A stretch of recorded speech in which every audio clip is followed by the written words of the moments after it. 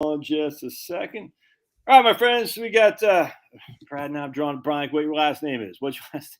Thomas. Brad Thomas. Right on, man. So I've been following Jack Spirko. Would you make up your mind? One of my dogs, Brad, can't decide if he wants to go in and out. So he's like, but my other dog, that's every dog ever doesn't know if they want to be in or out. My other dog's getting a bath right now, and he's like, I want to play with Pablo, but then he's like all alone. You want come on? You want to say hi? There he is. There he is. Give me a kiss. Oh yeah. Mm-hmm.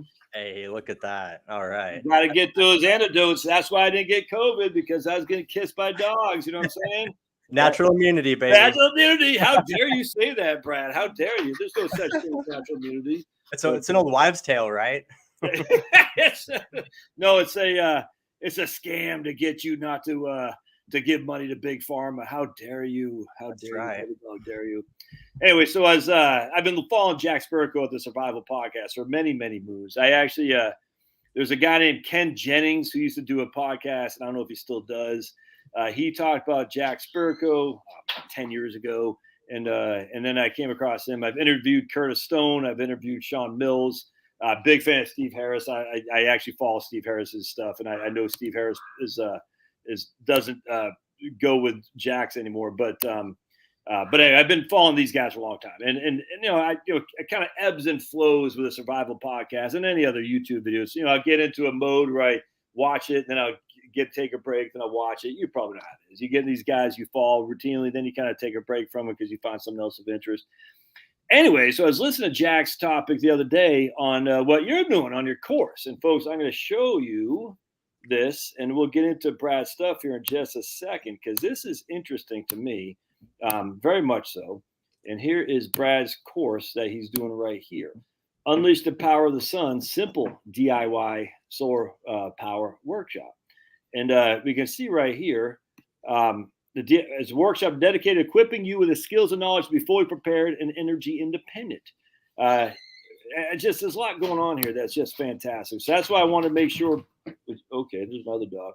That's why I want to ask you to kind of come on at a kind of late notice for your workshop tomorrow. But I said, man, it'd be great to have a chance to kind of go over what you're doing here. And all right, hold on a second. All right, hold on a second. He just had a bath, so he's going nuts. Look at him. Hey, yes, sir. All right. That's the first thing they want to do, is they want to get dirty again. They want to rub all over the carpet and the floor. Yeah. I know. It's like, you got dogs, Brad? Unfortunately, I had to recently put one down, but I have always lived with dogs, and I just love them. They're my best friend. Putting one down is freaking tough, dude. It'd been 15 years since we got dogs again. After we put ours two down, we had to put two down kind of around the same time. About 15 years ago. It took, I guess, 20 years ago. It took a long time to be able to get that back up. Anyway, so Brad, introduce yourself, man. Tell us a little bit about you, and we'll just go from there for sure. Yeah, for sure. So I was kind of diving into a little bit about you and your community and what you're up to, and it's kind of interesting. It somewhat parallels my story, although I did it a little bit different. But basically, for me, about 10 years ago, I was a residential heating and air conditioning technician by trade. And so that's what I did. I fixed furnaces, air conditioners for folks. And I absolutely loved being able to help people and troubleshoot and problem solve. And just the job itself, I really enjoyed. I was very good at that skill set. And over the years, as I got more and more into it, and I kind of just looked down the road of, what this would look like if I continued on this path for 10 years, for 20 years, up until retirement. Right. I just kind of realized that I had this feeling that I was kind of just caught, in a hamster wheel almost, in the sense that this industry, even though I really enjoyed the work and helping people, the business model itself was like, you show up to work at 8 a.m. and you just work until the last job is done. Mm. And that was great when I was super young and just wanted to get that money. But as I got older and thought about trying to have a family and, schedule a life, it's nearly impossible to live a normal life when you don't know if you're going to finish your workday at 4 p.m. or 8 p.m. and you're on call on the weekends. And so it really I got to a place where I realized, hey, I'm not quite sure, if this is going to be the life for me or not, because I'd like to have a little bit more of a kind of a steady, normal routine. And so I went on vacation, and I went to the U.S. Virgin Islands, and it was supposed to be a 10-day vacation.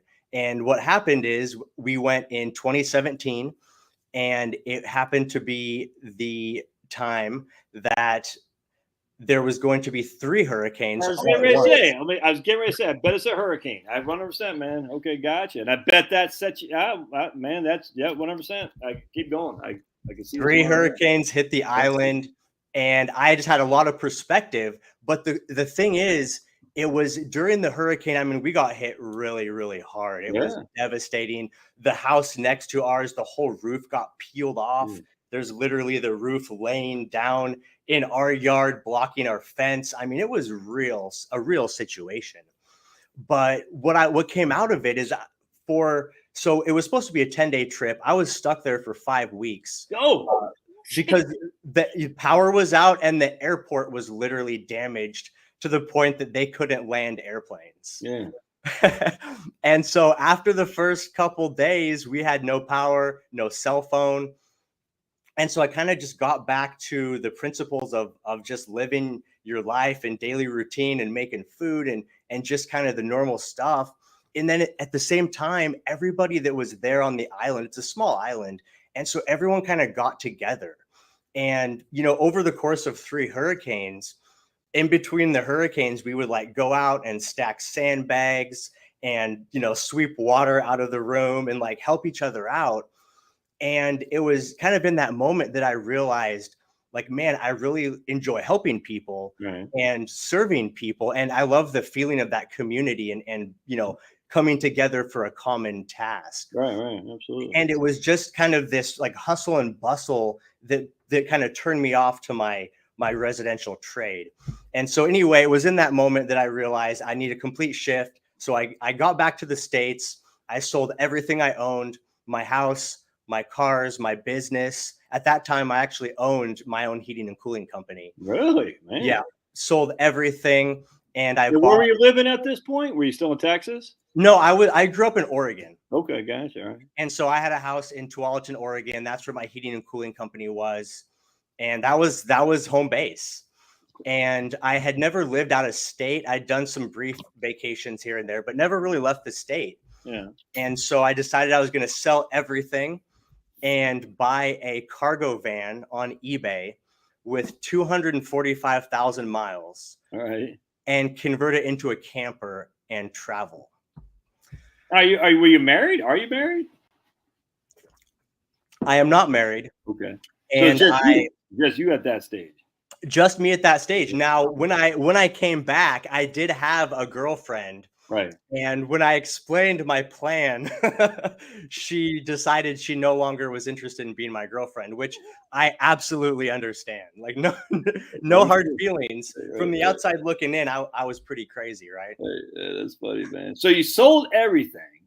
How long did it take from, you get back to Oregon, you're like, I'm done, man. I'm selling everything, till you actually were able to liquidate everything? Did it happen like a freaking fire sale, or did you just it took 6 months? Or how long did it take to actually get all the money in your pocket, all that stuff away from you? You know what I'm saying? Yeah, I hear you. It was about a 12-month process. Okay. The easy part was selling all the hard goods. I sold my half of my company to my business partner. Gotcha. So that was easy. Selling the house was the most difficult thing. However, this would have been, I think, 2016-ish. Yeah. So the housing market was booming. So it still sold relatively quickly. Right, so about a year, I was all out. And so you bought a camper. Was it some guy in Oregon was selling it to you? Did you have to travel to, freaking Montana to get it or something like that? So it was just a cargo van, just a bare cargo Econoline. Right. Yeah. Right.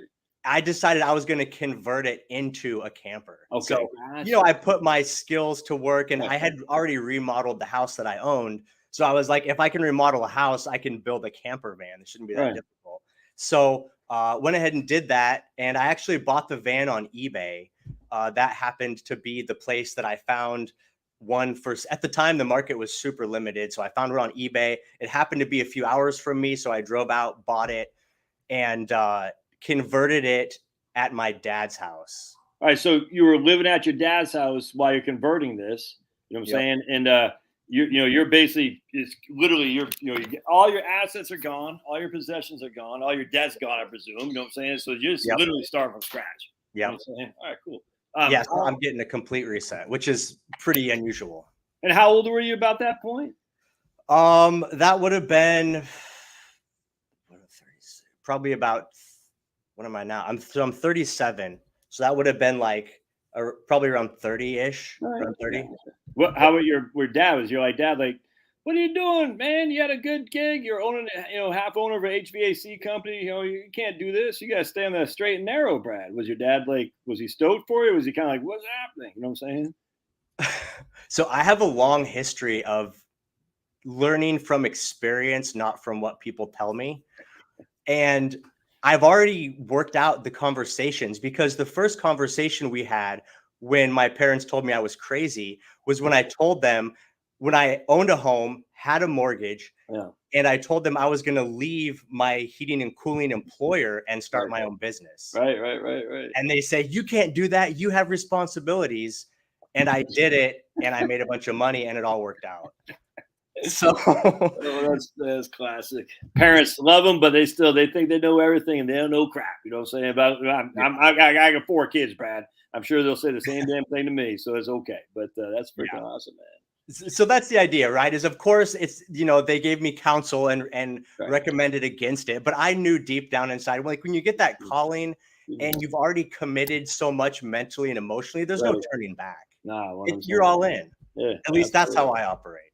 So like when you were down in the Virgin Islands and the electricity was out, had you had any knowledge of photovoltaic at that point? You know what I'm saying? Or were you just completely grid tied? And that said, something, there's got to be a different way to keep the lights on when the grid goes down. Is that kind of like your epiphany, so to speak? So actually, no. My photovoltaic experience comes from living in my van. From there on, everything I've been living off solar power for the last 5 years. Gotcha. Right. But when I was in the hurricane, we lost power.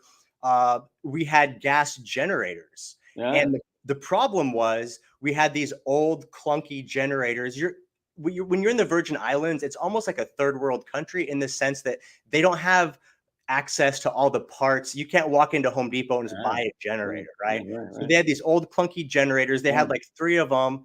One of them didn't work. One of them did, but we left it outside, and then a rainstorm came and it flooded it out. So now we have 2 generators that don't work, a third one that's on the fritz, and we literally spent like a whole day tearing this thing apart, trying to swap out the mechanics of it. I mean, and this is like a Hollywood movie. I mean, we're like, the food in our fridge depends on this. We're getting rained on. It's me and the homeowner. Like, we're going at it. We actually called, I forget the manufacturer. It might have been like a Ryobi. We called Ryobi, their 1-800 number. And we're like, we're in a hurricane. We need to make this thing work. How do you help us? I mean, it was crazy. But in that moment, I realized now, like, if we would have had solar, we would have been fine. Were you island? Like, given that you're familiar with Jack over the Survival Podcast, so you're somewhat of a prepper, I have to assume, right? You're not. I mean, I don't want to mean like a zombie prepper, but a prepper for off-grid situations. You probably keep some, storage of food and whatnot. So was that your introduction to say, man, we're not prepared in terms of things like this? I hate when the people say the zombies or the nukes. That drives up the wall. But, we have issues like hurricanes. We have issues in Atlanta, the snowpocalypse and things of that nature. Is that your kind of introduction to being prepared for this kind of stuff? Yeah, absolutely. And so check this out. When the power went out, we lost our water. Yeah.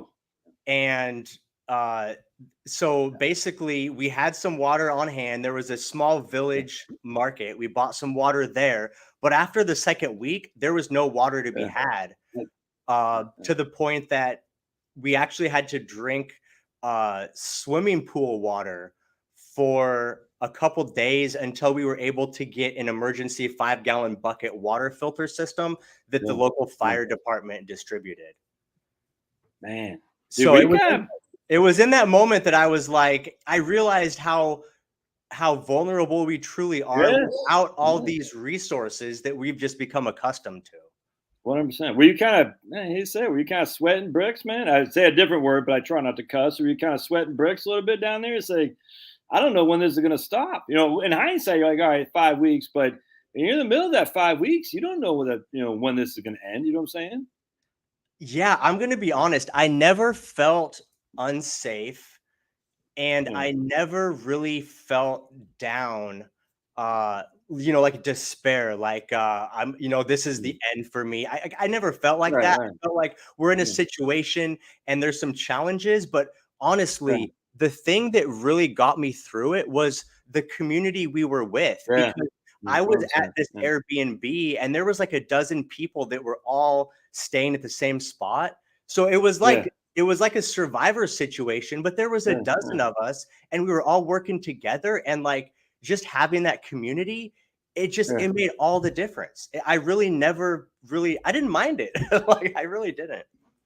Man, I tell you, that's such a critical, the community. That's why I want to talk about the program you're doing here in just a second. But I tell you, man, meeting people, like-minded people, and just all right. So anyway, I'll get on that later. But so you come back to Oregon, you get you redo your Econoline, and now you're like, all right, what am I gonna? I mean, you still got to make money, you still got to earn a living. So what do you do for your work? How'd you end up in Texas? So what was that backstory?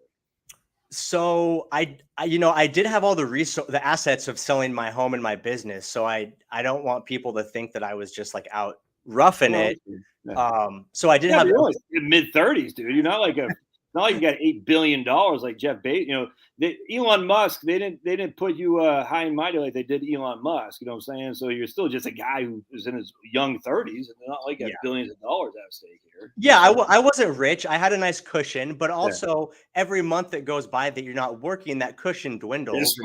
I understand what it looks like when you extrapolate that data. This isn't going to last forever. So I took some time to just be in nature. I found nature to be so healing, coming from the rush and the hustle, and then just like, you're waking up by the lake, you're hopping outside, drinking your cup of coffee, watching the mist like rise off. Dude, totally. I mean, it's incredible, right? So I honestly just kind of bounced around for the whole first year. I didn't even work. I just traveled and enjoyed myself. But traveled all over the United States, basically, and you're man. But keep in mind too that the lifestyle I was living, my monthly expense was car insurance was about $60, liability only.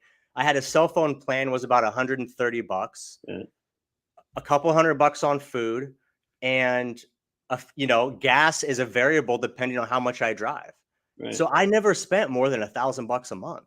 But were you parking like in I don't know, like a neighborhood, not a neighborhood, but like a national park or something like that? Like where do you sleep? I've never paid for camping ever. Okay. So now in full disclosure, in my travels, I only did the West Coast and the desert Southwest. Okay. And all those states have land. It's called BLM land. It stands for the Bureau of Land Management. And you can dry camp for up to 2 weeks in any single location. What does dry camp mean? That means there's no resources. So you pack it in, you pack it out. There's no toilets. There's no water. You have to be 100% self-contained. Okay. Gotcha. But you can legally live in one spot for up to 2 weeks. Okay. Right so on, that's man. what I did. Go from, one BLM camp to another, just, basically nomad Brad. Right on, man. That's it, baby. And there's actually a nomad route, which is basically during the summer, you spend your months up in the Northwest. The temperature's great. The weather's great. There's tons of free places to stay. And then during the winter, you head to the Southwest. You go to Arizona, Nevada, California, and you're following the good weather. You're never in extreme heat or cold, and you're living for free the whole way. How'd you end up in Texas, man?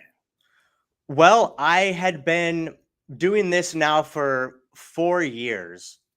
And as a man in his now late 30s, I realized I need a little more purpose, right? Right.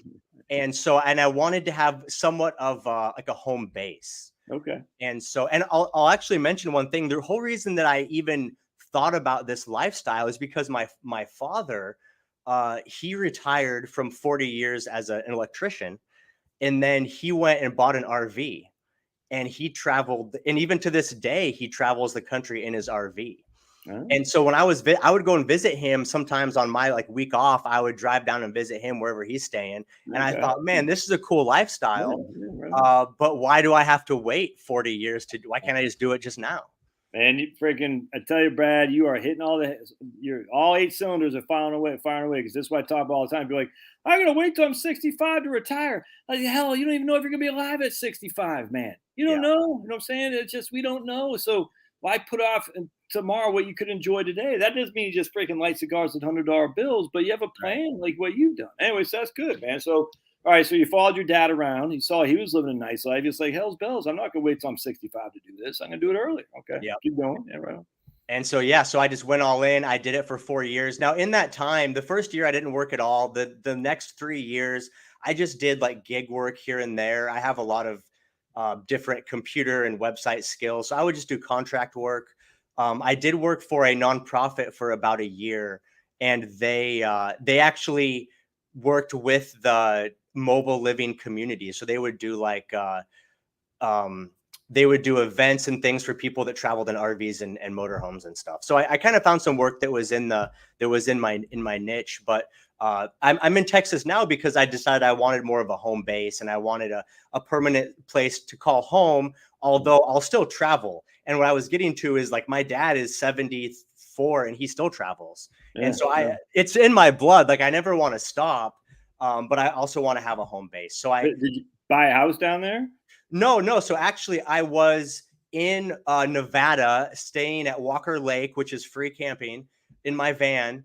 And this is 3 vans later, by the way. I've converted 5 vans in the 5 years I've been doing this. So it's been a lot. But anyway, so I'm at the lake in Nevada, and I'd been following John and his work with the Freedom Cells. Yeah. And like for me, those are my people, right? Similar mindset, similar values. And so he has a Telegram channel, and he just mentioned, hey, I'm looking for some people to help me run my business in Texas. And at the time, COVID had popped off, and I wanted to find a place that had a little more freedom. I knew Texas was very free. Yeah. At the time where Oregon had totally shut all its restaurants, Texas had no closures. I mean, parts of it did, but the general Texas had no closures.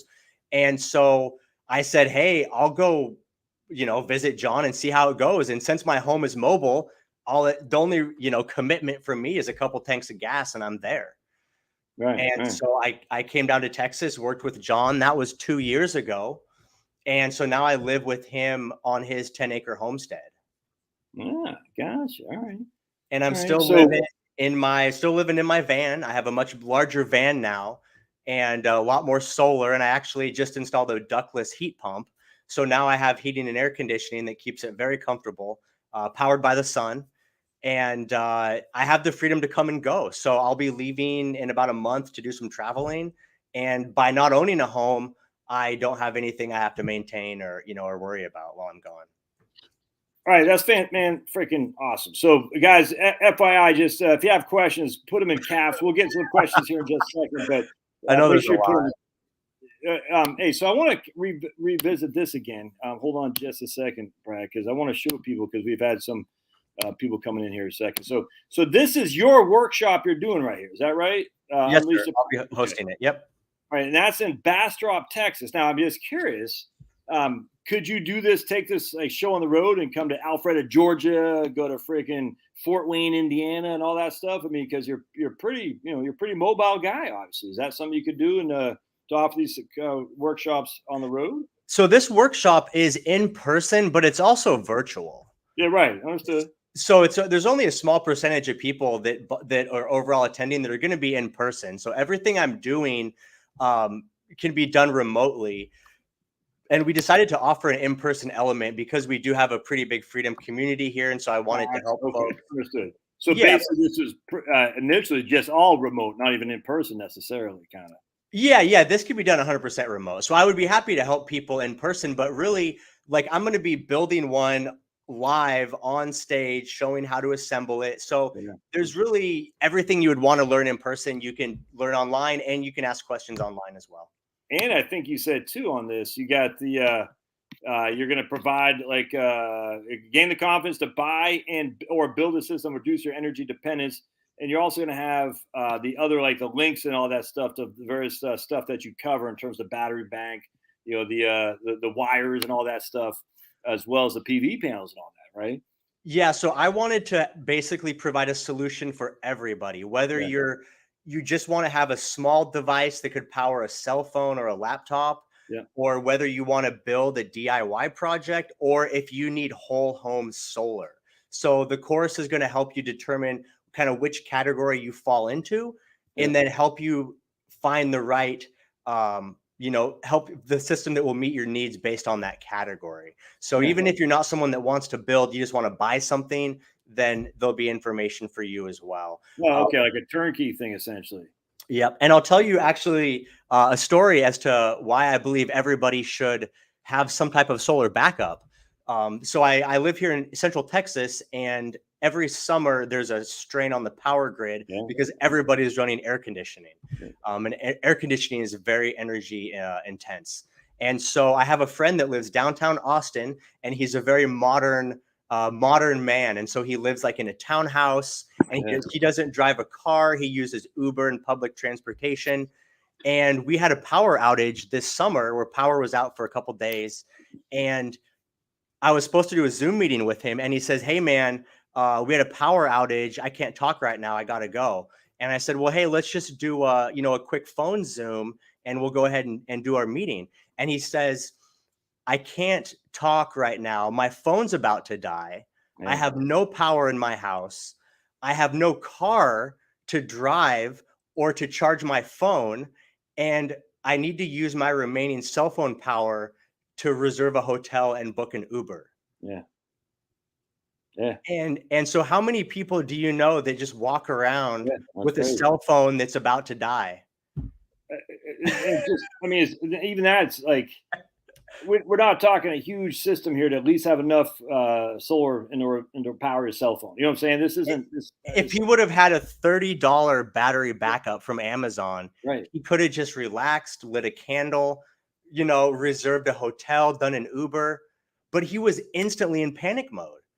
And so that made me realize how fragile, most people are, just because we're used to everything being available all the time at our, scary, man. It's I mean, literally, I never mind the lack of food or water. I mean, like you had your issue in the Virgin Islands, no water. Like this guy just had a cell phone. Imagine if the water didn't turn. I mean, you know what I'm saying? I mean, like you're like, and I'm not bashing on this guy. I mean, everyone has to learn somehow, and hopefully he's learned to be a prepper now to some regard. But how many people are just out there thinking, I just turn I literally just turn the light on, or I plug it into a 120, and it all just works. And it's just like, but there's something behind that makes it work. And if it doesn't work, then you're kind of SOL. It's quite frightening, to be honest with you. Yeah, absolutely. And so many services now are dependent upon internet connectivity. I mean, if the internet was down for even 24 hours, the world would be chaos. So, yeah. It's scary, man. All right. So with this course, and what was the price on this? I didn't actually see the price. It's cheap. It's $59. Yeah, $59. I thought it was less than $100. Yep. So, and look, guys, you don't have to, he's doing it live tomorrow, I think it's 6 p.m. to 8 p.m. Central Time. Is that what I saw? Yep, 6 to 8 Central, and there is going to be a full recording available. Yes, exactly. And you will still get all the course material as well. So if you can attend live, that's great. If not, or if you're watching this at a later date, you could still come back and grab it. And one thing I wanted to mention is I'm going to be providing all the assets that people need, like and it's all very user-friendly and simple, but like a solar size calculator. So people can easily calculate, like, what appliances do you want to run? What size solar system do you need? How much battery storage do you need? So it'll walk people through, kind of a map of what they need, and then help them figure out on their own. That's a good segue, because my man, right-wing professor, said, how large a battery bank would you need to power a 2,000 square foot home? 3-bed, two-car garage. I don't know how much kilowatt hours he's using. I mean, if the average kilowatt hour is 20 kilowatt hours per day in America, is that what it is? Do you know, Brad, the average kilowatt? So let's just assume he uses the average kilowatt about 20 kilowatt hours per day. I don't. What would you say for this if you had a guesstimate here? Yeah, I would say, probably somewhere around there. I mean, by design, we're pretty extravagant with our energy consumption. Yep. When you don't monitor it, then you kind of just take it for granted. But 100%, man. The average house, if you have kids and you're doing a couple loads of laundry and dishes, and especially running an air conditioner, you could be you can be 1,500 watts an hour just on an air conditioner. So it all depends on where you're located. And that's something else I'll mention is in the course, the solar calculator I'm providing, it takes into account your zip code, and it calculates how many hours of sunlight you get even in the wintertime. Man, for real. When you're designing a solar system, you have to design for worst case. How much solar do I need to collect on the darkest day of the year? Dude, that's freaking huge right there alone. I was trying to see, because I'm from Maine originally, all right? And believe it or not, the sun doesn't shine as much in Maine as it does in Atlanta or Los Angeles. Shocking, I know. And so every unique account, every state has its own, because we get about 170 watts per hour on average in the U.S. as a whole. You know what I'm saying, for a 24-hour time frame. And I'm like, well, if in Atlanta it's 170, if you're in Los Angeles about 220, and Portland, Maine, it's like 140.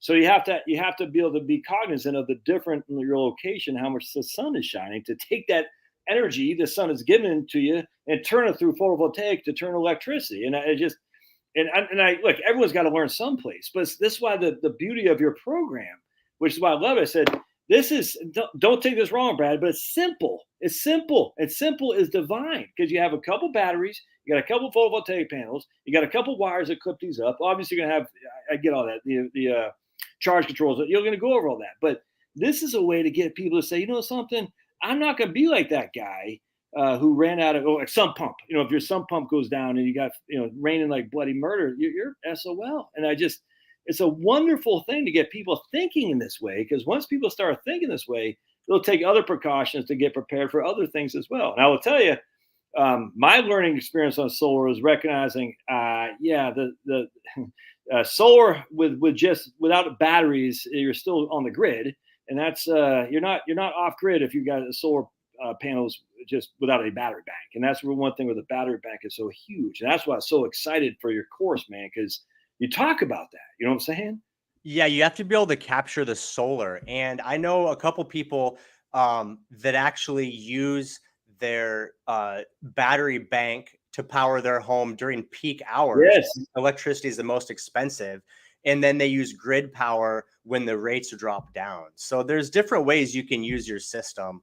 But I think the main thing is just to make people aware of how reliant they are, and then help them become as unreliant as they're interested in becoming. So even if it's just a small backup or something large, one thing down here in Texas, there's a lot of farms. Yeah. And so a lot of people have electric gates and well pumps that they run off solar, because those are kind of the two things that, like, if they don't operate, you're kind of SOL. Yeah.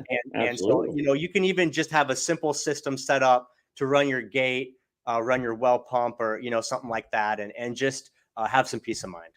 Well, don't forget too, I mean, just pumping your gas requires electricity. And as we've learned in the various grid down things we've had throughout our history, when the grid goes down, you're not going to a car and getting a tank of gas. You know what I'm saying? So that's a problem too, which is another reason to make sure you have at least over half a tank of gas in your car at all times. It's amazing the things we use electricity. And I'm stunned. I'm stunned actually how many people are ignorant. And ignorant doesn't mean they're stupid. They just don't know. And that's why I think having a great class like what you're doing is such a wonderful thing, because again, for $59, I'm telling you guys, that calculator alone that he's going to provide you is worth of $59. And the reason I say that, because I've actually looked high and I've been taking days on days. I've tried to find calculators that show you the average kilowatts that you get in Los Angeles, Seattle, Portland, Maine, Atlanta. It's not out there. I mean, it's out there if you really want to dig deep into it. But if you're just a regular old Joe like me, you're like, man, I just want to see. You can look at the EIA and all this, and you say, where do I find this information for 1 square meter? how many watts on average does the sun provide me that can turn electricity? That's even that right there is not. It's like a needle in a haystack. Needle in a haystack. Needle in a haystack. Yep. Yeah. And so just having that calculator alone is worth. And I don't even know Brad. This is the first time we've ever chatted. We literally emailed each. I emailed him. I guess I emailed John. I guess he forwarded your email to you, my email to you. So Brad emailed me on Friday, and I really don't check emails that much on the weekend, Brad. So I was like, oh crap, I missed his email. So that's what I was excited. You can let's see here. Yeah, so everyone's Doug, Brad definitely has a battery bank for sure. So Brad, to run your conversion van, like what kind of how much electricity are you using in that regard in terms of like just to keep it cool and whatnot? So definitely the biggest consumer is the ductless mini split, right? Heating and cooling is the biggest consumer. Without that, for the first 4 years when I didn't have heating and cooling or air conditioning, I ran off of about 400 watts of solar, and that was just two 200-watt panels on my roof, and that ran everything. And then I would have about a 200 amp hour lithium backup. And so now with the van with air conditioning, I have 1,600 watts of solar, and I have I have 400 amp hours of lithium, but I'm going to be doubling that. I just installed this air conditioner about a month ago, and so I'm realizing I want to double my capacity so I can run it all night. So the air conditioner. So all right. So I'm ignorant on this. So the air conditioner has, if I'm looking at like a 12-volt DC thing, right? So you know how we take, and I look at your, I don't know, I just know you take watts times volts equals amps, or what is it? No, watts, amps times watts equals volts, something like that. You know that the equation I'm talking about, right? Is what amps times volts equals watts, right? And then how you figure out how many the load is the amps times volts, I think. So, but if we got a 120 AC, how do you figure out, like, is it if your air conditioning unit is running on X amount of amps, do you times that by 12 to figure out the watts it uses, or how do you figure that out in terms of how much watts it takes to run? Does that make sense what I'm talking about? Yep. So what we use is a watt hour calculation. And so watt hours is voltage times amps. Voltage times amps, yeah. Yep. And so, for example, on my 200 amp hour battery, it is 12 volts. And so 200 amp hours times 12 volts comes out to, I think, like about 2,400 watt hours. Okay. So that's basically how much energy that battery contains. And then on the air conditioner, you're looking at 120 volts. And then you're looking at, now the difference with the reason I use a ductless mini split is because it has a really high efficient compressor. And so like a typical air conditioner, it's on or it's off. And when it's on, it's pulling 12 amps, and then off is 0. But the ductless mini split, it's an inverter style compressor. So it can pull between 0 and maximum is about 1,000 watts. So what's really nice is when this thing, like if it's hot out in the van and I need to kick it on and cool it down quick, it can boost up to 1,000 watts and cool it down fast. Yeah. But once it's reached temperature, it only uses about 300 watts to operate and maintain. All right, gotcha. And so I leave this thing on 24/7. I don't even turn it off. So unlike I got a pool, the pump in the pool is on or is off. You know what I'm saying? When it's on, it's using a lot of electricity because it's always on. It's not they got these new variable rate pumps now, which I forgot what they're called, but I think it's variable rate pump or whatever. Yeah. That's a lot more efficient. So that's kind of like what you're saying. It sounds exactly. Like. Okay. Yep. Interesting. Yep. Does the ductless air conditioning cool as much as the traditional air conditioning we've all come to love? You know what I'm saying? Oh, yeah. So this is just like if you've ever been in like a hotel or a conference room and they have that like that unit up on the ceiling, right? It's about 2 feet wide, and then there's an outdoor unit as well, a little box. But it's regular air conditioning. It cools really, really well. So there's no sacrifice, and it's quiet because the compressor and all the mechanical components are outside the van versus like on a window air conditioner, the compressor's right there and you're hearing all that noise. So when I'm in my van, I can't even hear the compressor running. All I hear is like a light whisper from the fan. It's even quieter than like a residential air register. Yeah. So does it, because it runs on a, 1,000, it varies like that. It's a lot more efficient than a typical air conditioning unit too, I think. No, absolutely. Yeah. So when it's maintaining temp, it's only pulling like 300 watts. Interesting. But then also it goes on and off as needed. So when temperature is met, the outdoor unit shuts off completely. And then when we go up a degree and need to cool it back down, then it fires up in low at 300 watts and it'll just run until that temperature is satisfied. So the technology is incredible. And it's the only reason I'm able to do this is with this technology. And you got a fridge in there too in your conversion? Oh yeah. Yep. I got a fridge. I got my ductless mini split. I have an induction cooktop. So I do everything I can off electricity. So I have a big dual burner induction cooktop. I cook steaks with my cast iron skillet. I have a full size commercial stainless exhaust hood that, I pull all the meat steam out with. LED lighting. I mean, I power a laptop, all kinds of stuff. So you're heating and you're using electricity to cook as well, all on your batteries. Yeah. And so I have a 3,000 watt inverter. Okay. Right here, my man Brian, who's pretty smart at this stuff, he says, what about your inverter load? That means something. So like my mini split averages maybe 500 watts. If it's really intense. What does a split mean, bro? I don't even know what that means. What does that mean? They call it a split because it's a split system. So there's an indoor unit and an outdoor unit versus like a window air conditioner. It's all one box. Gotcha. Okay. Gotcha. And they call it a ductless split because it's two pieces. Ductless because there's no ductwork. I got it. Right. Okay. The fan is right in that indoor unit. So that pulls, between 300 and 1,000 watts. My cooktop does 700 on the low burner. Everything's variable though. So like, when I'm cooking steak, I'm cooking on a 5. I got the AC running at 500 watts. I got my fan running. It's like 50 watts. Everything runs. I've really never gone past about 3/4 capacity on my 3,000 watt inverter. And if, be perfectly honest, if you have to turn the air conditioner off while you're cooking your steak, you know what I'm saying, to reduce the load, you can do that for 5 seconds. You know what I'm saying? Yeah. That's a big deal. Where do you keep your batteries? Like you got to, I guess in the back part of your conversion band, you keep them back there or something like that? Where you? Yep. Yeah. It's, so I started out in a cargo van. I've upgraded over time. I'm currently in a 12-foot box truck. So it would be like a small U-Haul type truck if you want to try to visualize that. Yeah. Okay. So, I have 7-foot ceilings. It's 7.5 feet wide. So, you can move around in there. I have bar stool height countertops at like 42 inches. So it's large in there. And so I have the batteries, the inverter charger, all that stuff is easily tucked away under my kitchen inverter countertop.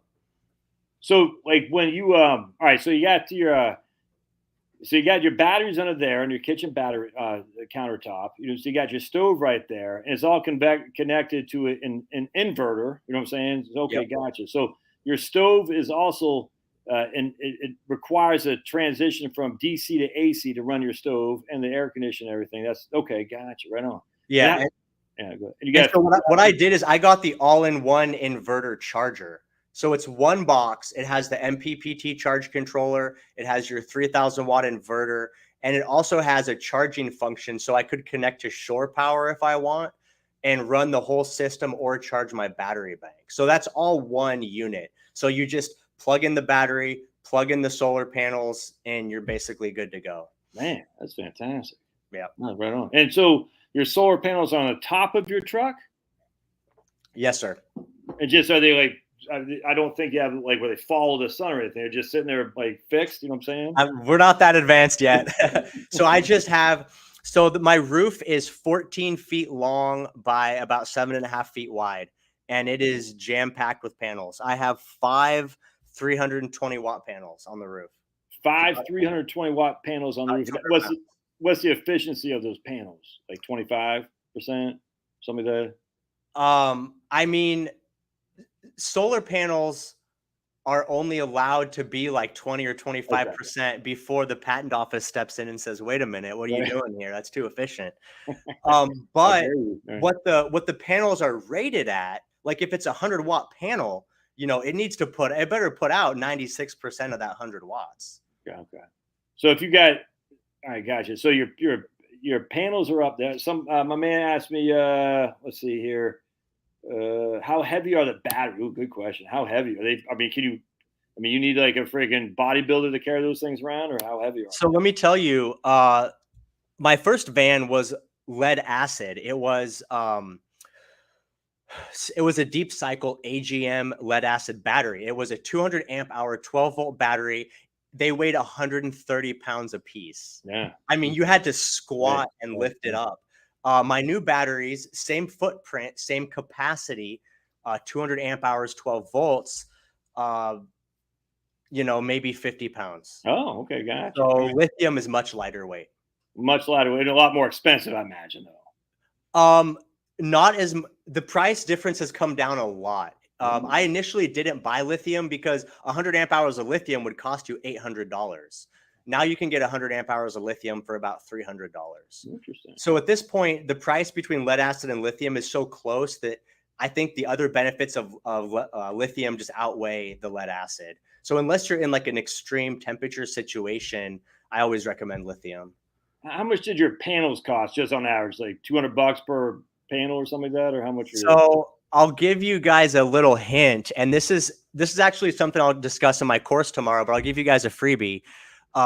Solar panels are typically about $1 a watt. So if you go on Google and you search for these panels, I have 320 watts, you're going to see them for about $300 a piece. Okay. However, if you need a smaller amount of panels, like I only needed 5, solar installation companies often have leftovers from jobs, and it's dead stock that like they did a job, everything's paid for, they have 5 or 10 or 20 panels left, and they close that stuff out on Craigslist and Facebook Marketplace. So really? Yes, absolutely.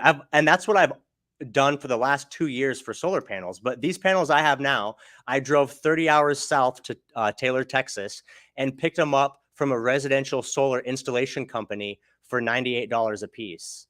And they were brand new in the carton in their warehouse. I mean, brand new. They didn't want, they say, we got an inventory, we got to move it. You know what I'm saying? Yeah. He said, these are 320 watts. They're left over from a job. All the jobs we do now are 400 watts plus. And they're, it's just taking up space in their warehouse. So they're closing them out.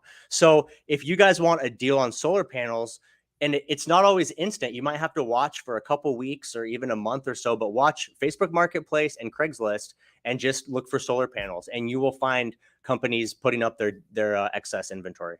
My man Michael keeps talking about bifacial solar panels. What the hell is that? Have you ever heard of you've actually heard that? Bifacial solar panels? Yeah. Bifacial, they can collect sun from both sides of the panel. Oh, so this is really, I thought it's like biracial solar panels. Like, I don't know.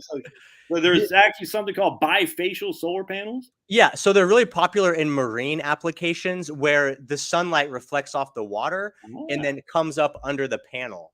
So depending on your application, if you have like a large solar array where it's multiple feet off the ground, then you could benefit from bifacial. If you're going to be 3 inches off your roof, then bifacial doesn't really benefit you as much.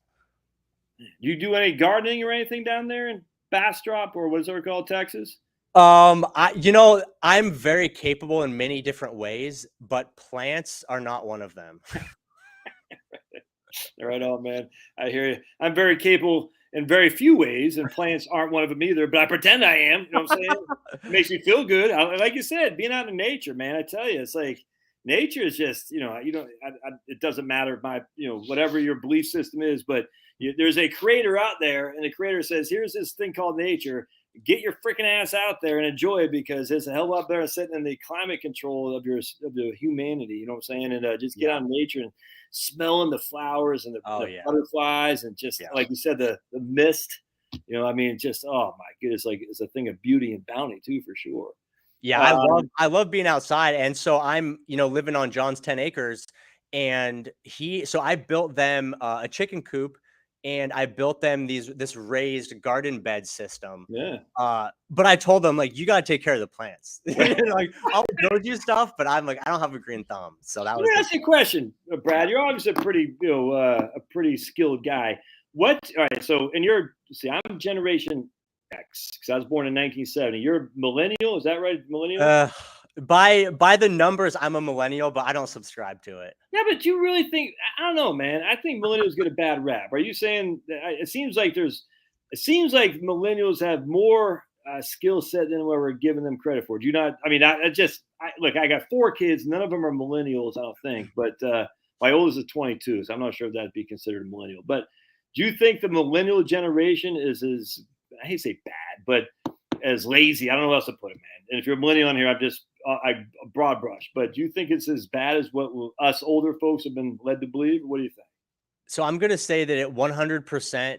Not 100, nothing's 100%, but I'm going to say that the majority of the determining factor of how the children turn out will be based upon the way they were brought up. Yes, I agree. And so I grew up on a farm. My dad was an electrician. It was always work and then play.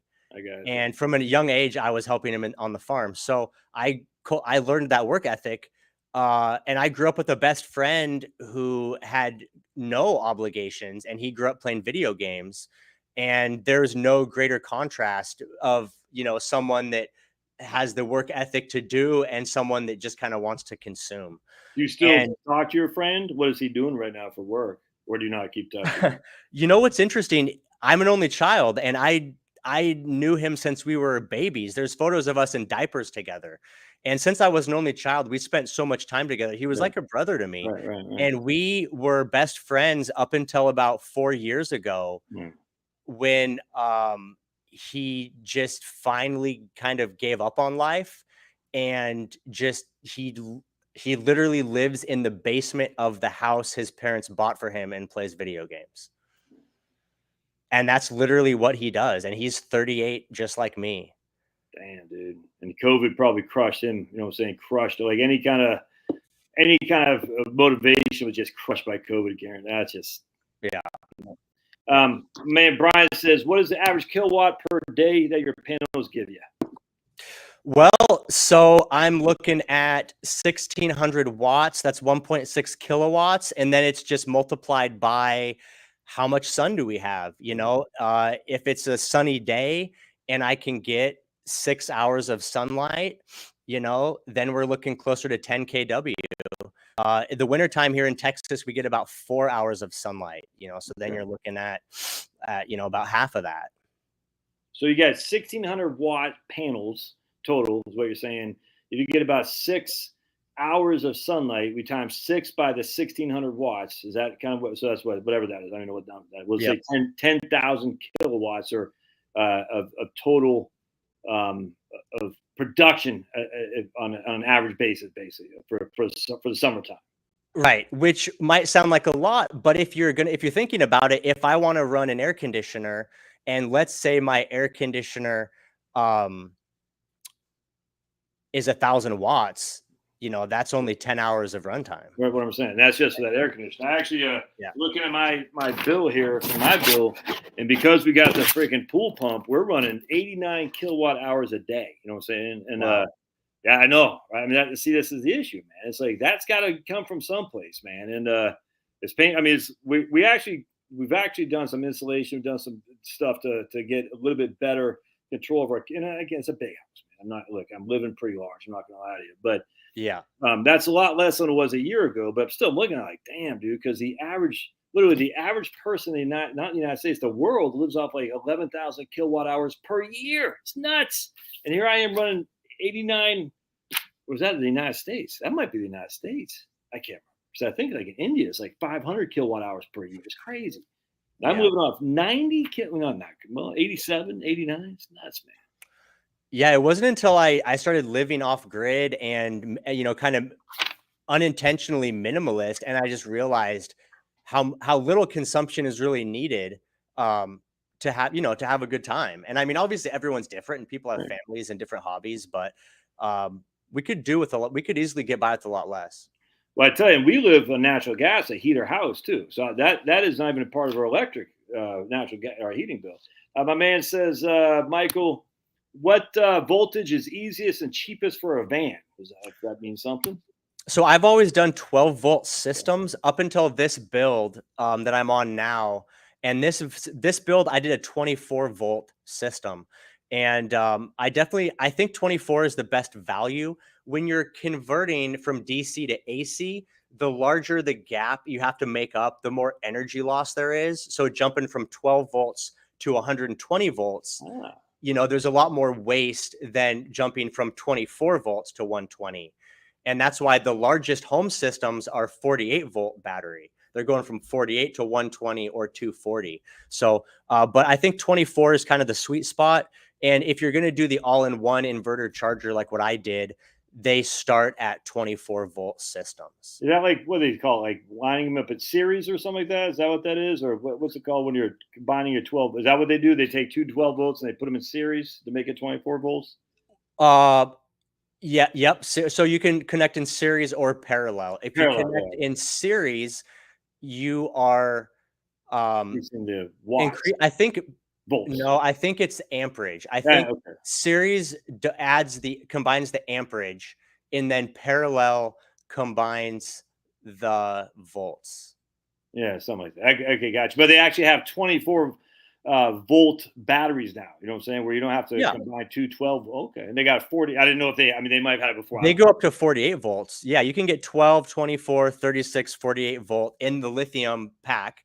And then keep in mind too, the panels are the same way. Yeah. So I'm using, 38 volt residential panels. Yeah. And so now when I'm stepping down in my charge controller, I'm only stepping down from 38 volts to 24 instead of 38 to 12. So I'm also saving energy that way as well. Yeah, that's right. So series that's right. So parallel is amps. No, parallel series is volts. I remember that because series. So P is parallel, which becomes before S, and we got. I just remember in my basic learning. So that's what it is. Series is volts. I remember that. So if you want to increase your volts, you wire them in series. It's been a long time since I looked at any of this stuff, man. I tell you, it's interesting to me, but it's been a long time since I've done any deep dive on that, that's for sure. But sure, in series, it takes two 12-volt batteries to get 24. I got you right on. All right, look at all these guys on here, man. All these guys. It's all good though. But all right, so I was going to ask you something. So with that, other than that guy though, your friend from who's just whatever sad.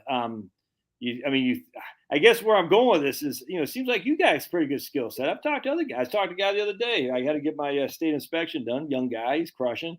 And I said, man, there's still some positive people out there who are making things happen, man. You know what I'm saying? And I just wish people would recognize that we've always had older generations that say the younger generations are, they don't know crap. I mean, hell, I think it's like Socrates or something like that was saying that about Aristotle. I don't know what that was. You know what I'm saying? But even back in the old days, they're talking smack about the younger generations. I just think it doesn't take many good people to do good work to have a good society, folks. And I don't know. There's a lot of negativity, and I kind of get tired of the negativity, Brad, because I'm like, look, man, all you can do is control you. You can't control all these other clowns. You just control you. And if you want to live free as best you can, you know what I'm saying? There's ways to do it. You just got to take some ownership skill and take some time to learn. And that's why I think a course like what you're doing is so great, because it just gets people in the mindset to think, hey, maybe I can do this after all. I don't know. Maybe you can't. But for $59, why not try it, man? Why not try it?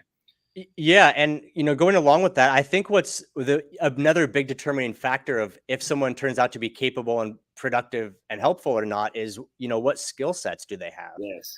So the only reason I am where I'm at today is because I took a job in 2007 as a heating and air conditioning technician, and I learned plumbing and electrical and framing and sheet metal and all these different, and some building, we have to build platforms for air conditioners. And so I was able to take all these skills. And then when I bought a house, I remodeled my house and I made mistakes and I learned from it. But now I have this huge skill set. Yeah, but before I did heating and cooling, I worked retail jobs. So, if I was sitting here right now, 38, and I just was a sales associate at Best Buy, right? I would be, no offense to those type of people, but I would be much less useful. 100%. And so I think it's important that people develop their skill sets. And that's one of the things I'm teaching in this course, right? Is the skill set to do for yourself, determine what size system you need. And, if you want the skill set to learn the hand tools, but I'm breaking it down in such a simple way that people can buy like the cables that interconnect the equipment. They can buy the size and the lengths they need. So it could literally be like you're just tightening a screw. Like that could be the limit of what you can do, but you have those skill sets and you know how to help people if you need to. And the equipment and all that. I think having a skill set is always better than not. You know what I'm saying? Even if it takes to ask some questions, even if it takes a little bit of learning, you might mess it up. That's okay. We all mess up. We all got to learn someplace, man. That's good stuff, Brad. Look, we're up on an hour, so I'll let you get out of here. But all right, so I'll put a link in the again. So guys, you can stay on. I'm just let Brad go do other things in Bastrop, Texas, before the lights go down. But you're crushing, Brad. Much obliged for you being here. I'm definitely going to sign up for that course, and I'm going to try to watch live tomorrow myself. And I might have some questions in there. So if you see your old buddy Josh, you'll know that's me. But I really appreciate you being here tonight, man. Yeah, I appreciate having me. And it's been a great chat, man. It's great to learn a little bit about you and your audience. And I look forward to seeing you tomorrow night. Yeah, right on. And again, it's all about community. You know what I'm saying? And the nice thing is, I don't know Brad. He didn't know me. I just said, hey, we have similar interest in this. I'd be interested in. And Brad said, yeah, let's talk about it. How freaking cool is that? It's just, hey, you said you've been following Jack for a while, so I figured if you stuck around, you must be a good one. Yeah, Jack's he's got his ups and downs. I tell you, Jack Spirko has been one of the biggest influences on my life because he said something to me, not to me, but on a podcast about 5 years ago. 4 or 5 years ago, because I started my YouTube channel and I just in 2018, the beginning of 2018, and Jack Spirko said, just go for 6 months and no one will hear you. No one's going to make them. No one knows who you are. No one cares. Don't even think about it. Just do something for 6 months and don't worry about the audience because no one's listening. You know what I'm saying? And I tell you, Brad, that hit me like a ton of bricks. I just started my YouTube channel. I was thinking, I got to make this perfect.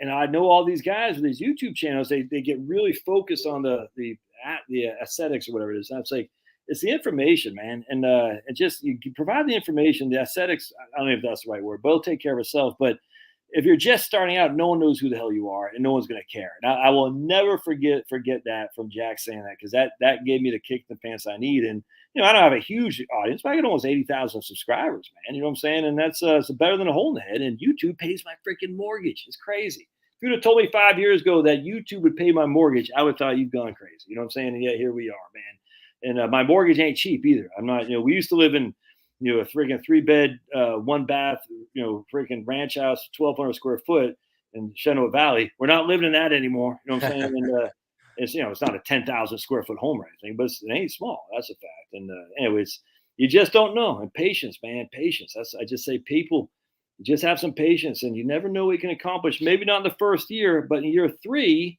you might be doing what old Brad's doing here, man. You don't know. You know what I'm saying? So just try. All right, so Right Wing Professor says, thanks, Brad. We got a bunch of people say awesome live stream.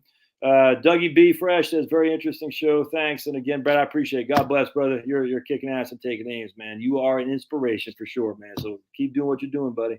All right. Thanks, guys. I appreciate it. Thanks, Brad. See ya. All right. So thanks, guys, for being here. So if y'all you got some questions, we could talk financial planning stuff, whatever you guys want to do. I'm here. If you guys got some questions, thoughts, comments, I love that stuff. I just love learning. I am not a technical genius by any stretch of the imagination, but I like learning about it. I'm more of a learner by book than by practice, if that makes sense. I can, I like to read and understand the concepts, but actually getting me in there and get my hands dirty is always kind of, I'm not that good in that stuff. So watching a video like my man Brad's going to do tomorrow is going to be very helpful to watch other people actually do it. So that way I can learn from watching, if that makes sense. And that's a big deal for me. And I tell you, man, I'm stoked because like my experience with prepping. Now I'm from Maine, obviously a small island off the coast of Maine. And so when you're from a northern clime and you get your food via a boat, it can be very frightening when the wintertime comes and nor'easters and whatnot. So you got to be prepared.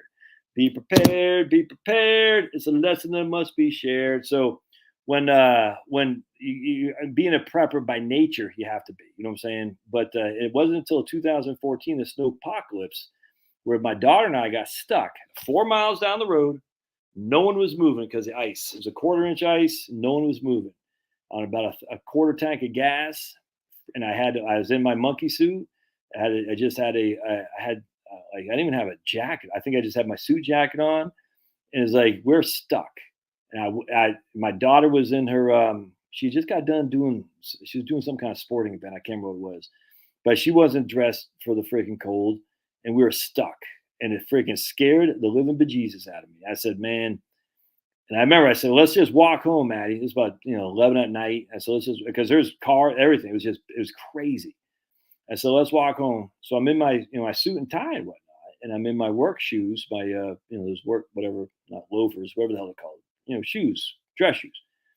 I step out. I walk about 3 steps. I slipped on some ice. Oh my goodness, freaking right on my butt. It hurt like hell. And I said, I'm not gonna be able to walk 4 miles in these shoes. It was scary. It was scary.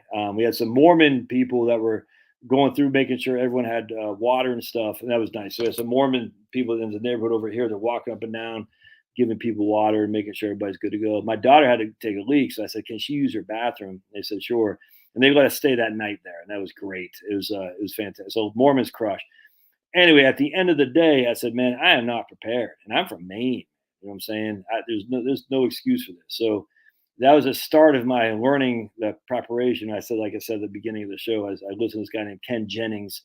I think he's from Arkansas, actually. And then he led me to, find out Jack Spurko, the survival podcast, and came across my man Curtis Stone, the urban farmer, and just various guys like this. Sean Mills, Hack My Solar. All these guys are out there just crushing. And the lady who did my book, the first book, her and her mom, Nicole Sauce, over at she did this book right here, Nicole Sauce, and her mom, I forgot her mom's name off the top of my head. I can't remember her mom's name, but she has a homestead up in central Tennessee. I forgot her name. It's Nicole. Her mom, and Nicole was interesting too because she was in the Freedom Healthcare community for her career before she started her homestead. And given my dad's background on health savings accounts and before that medical savings accounts, I've always been very interested in the Freedom Healthcare community. I've always been part of that. I used to actually courier for my dad when I got out of the Army. He had this newsletter called the Health Benefits newsletter, and I used to go into DC in the Senate office buildings, the Russell office building, I forgot there's another one, a couple of the office buildings in DC, and hand out the newsletter to the people in Capitol Hill. And you want to see some hot chicks, go to Capitol Hill in the summertime. You're going to see some hot chicks, man, because let's put it this way. Ted Kennedy and Chris Dodd, they don't hire ugly chicks. I'm sorry. They hire hot chicks. And shocking, huh? You go to D.C., you're like, damn. And the hot chicks knew what they're doing. They all had short skirts on. Is such a friggin' dog and pony show. D.C. is so damn corrupt. So corrupt. You go down there and you see like these smoking hot young girls, all with short skirts. And you see these big fat old men. You're like, this is just freaking dog and pony stuff. It's disgusting. And, look, I like looking at girls. Don't get me wrong. I find girls attractive. But it's just such a dog and pony. And the girls are attracted to power. And the guys are attracted to young ladies. It's like, these are the people who run our country. Some perv guys and some power-hungry girls. You know what I'm saying? It's freaking disgusting. And you're like, anyway, long story short, so that's how I met Nicole Sauce through, I met her. We had similarities and kind of like-minded about freedom for healthcare. And that has been, of course, shot to hell with Obamacare. But my investing for dummies, I'm not calling it investing for dummies. I'm sure that'd be copywritten. That's for sure. I did pretty well for an accountant. I'm not an accountant though, Michael. I'm not an accountant. That's for sure. My mom was a bookkeeper. So I guess you could say got the skill set of a bookkeeper, but I'm not an accountant. I'm not certainly not a CPA. Hell no. But I don't want to call investing for dummies, Scott, because I'm sure it's copywritten or trademarked or whatever. But I had someone email me about like some information about the course. I really want, if you think about it, I want somebody. The avatar for this course and book is for anybody, but I want somebody to have confidence that when they're looking at their 401k options or their TSP options, they know, like, I have a skill set here enough, kind of like my man's doing here, this guy Brad, the solar photovoltaic system. I want this person to have enough knowledge to say, oh, I remember that course I took from Josh. I know what an international stock is. I know what a government bond is. I know what a short-term bond is. I know what a junk bond is. And I know how to kind of finagle my portfolio with some level of confidence. Because you don't need to be freaking, we're not trying to be Warren Buffett. We're just trying to be your old buddy Josh, which is keep it simple, stupid, without paying freaking crazy fees. You see what I'm saying? Yeah, right on. Look at my man John. John, he sees it. He sees it. That's right on. Right on, Michael. Look, I have thick skin. I'll do that a quarter mile. I'll do that in a swimsuit. No, it wasn't a quarter mile. It's 4 miles, Michael. 4. Look, Michael trying to bag on your old buddy Josh. 4, not a quarter. 4 miles. Jeez Louise. Mr. Mark has been great show, Josh. I don't know what that means. Mr. Market has been good lately. Oh, yeah, stop, Maria. Right on. Yeah. Dougie Fresh is doing lots of electrical work on his hobby house, but nothing with solar because I don't have room for solar panels. And that would be a case where you can maybe get a flat piece of ground. You know what I'm saying? It got to be facing south. You know what that have to be? It should be. But you can put it. It doesn't have to be on a rooftop. It can be on the ground. Ground mounted actually is sometimes be more efficient than rooftop, by the way. But you don't want trees, obviously. But look, I like solar. Yeah, someone said Josh is going green. The idea that solar is green is so freaking idiotic, my friend. Solar is not green. I don't care what anybody says. This is idiocy. I like solar because of freaking being self-reliant. This solar photovoltaic is not green. It's just not. Oh, it's insane, the idea solar is green. Now, solar thermal, you can make a case for it. You got something black. You know what I'm saying? You say, I got something black. I draw the heat from the sun. Solar thermal, sure, that's green. I mean, that's just, you don't need lithium batteries or anything like that. You're just warming your water with solar from the sun. You can have actually a little solar, cook thing with basically aluminum foil and stuff. That's I don't call them that. But solar photovoltaic is not green. Lithium batteries are not green. It's just not. This wind is not green. Wind is evil. Wind is evil. It should be relegated to freaking the ash heap of society like communism. Wind is pure evil. I'm telling you right now, it's freaking disgusting. It's evil, and it should be sent to the way like freaking Jeffrey Dahmer. It should be freaking hung up to dry and let swing because wind sucks. I like solar. Solar is not going to run a freaking modern growing economy. It's silly. That doesn't mean you can't be self-sufficient with it. You should be. I love it. But this idea that it's mutually exclusive, oh, I like solar, thus I can run the whole economy, that's just stupid. It's just not happening. It's not. And I like the fact that lithium batteries are now as getting close to lead acid batteries are expensive. Wait till that lithium, though. The lithium is not in abundance. Let's put it this way. So get your lithium batteries now because they're going to get more and more expensive. And on top of that, adding more and more to the load with electric vehicles, with heat pumps, and all this stuff. The whole thing is just it's going to be a basket case. With that said, that doesn't mean you have to be a basket case. You can still have freaking photovoltaic sitting like my man Brad's doing. It's great. Or you can do like the other guys doing. You're on the grid when the price is low. You're on your batteries when the price is high. What a wonderful option to do. You have to pay some money for it. You got to get some batteries. That's a great investment. I said this is day one. I had a video probably 5 years ago. I said, one of the best thing you do to lower your cost, invest in some solar, your rooftop solar or just ground-based solar. I freaking crush on that. But the idea that solar is a green or solar is going to replace fossil fuels, never mind uranium, it's just freaking dumb. And you got to laugh at people say this. It's not going to happen. It's not going to happen, man. And they'll always say, the technology is getting better I say, then wait till the technology is here. Wait till the technology is here. Why force people to do this when the technology isn't here? And if the technology is coming, then if the technology is right around the corner, then we can wait right around the corner. Oh, but the CO2. So I can find my most recent. Hold on a second. Hold on.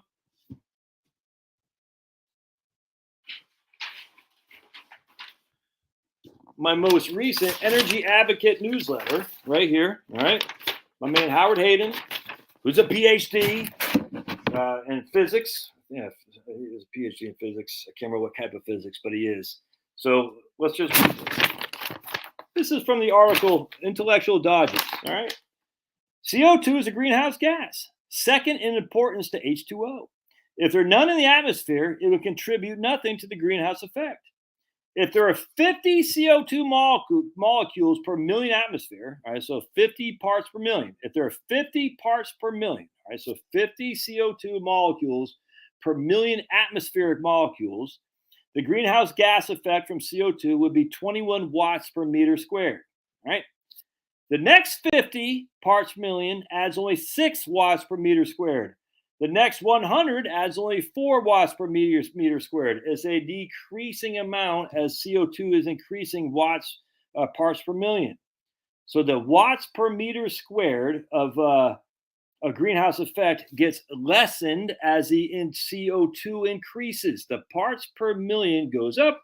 The effect relative to CO2 in the atmosphere, parts per million, it goes down. Presently, we have about 400 parts per million CO2, right? And those molecules contribute 30 watts per square meter. So 400 parts per million CO2, those 400 parts per million contribute about 30 watts per meter squared. No one would disagree with this. I don't care if you're Michael Mann, if you're freaking idiots who run the freaking Sierra Club, no one's going to disagree with this. 400 parts per million, we got about 31 watts per meter squared greenhouse effect. If we double CO2 to 800 parts per million, what would happen to the greenhouse effect? How many watts per meter squared? It'd be 33. It goes from 30 to 33.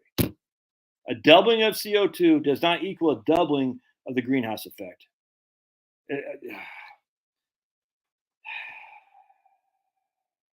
So that is, and an increase of the next a doubling of the parts per million of CO2 will increase the CO2's contribution to the greenhouse effect by 3 watts per meter squared, a mere 1/7 of the effect of the first 50 parts per million. It's a declining, we call that in economics, when it starts, what is it called? Diminishing returns is what it's called, diminishing returns. But no, that's not true, man. You're going to double, the greenhouse gas effect is going to double. It's nuts.